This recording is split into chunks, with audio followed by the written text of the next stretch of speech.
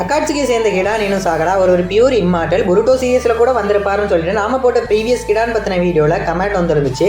இதை பற்றி நான் ஃபுல்லாக ரிசர்ச் பண்ணி 2 ஆன்சர் கொண்டு வந்திருக்கேன்.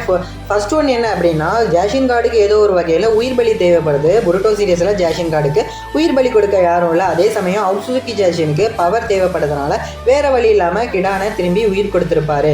அது எப்படின்னா, ரீஅனிமேஷன் இசனாமி இன்ஃபினிட்டி சுகியோமி போல ஸ்ட்ராங் பவர்ஸை ஹியூமன் சினோபிஸாலேயே யூஸ் பண்ண முடிஞ்சிருக்கும். அப்படி இருக்கும்போது ஜாஷின்றவர் ஒரு கடவுள், அவரோட பவர் அன்பிரடிக்டபிள்.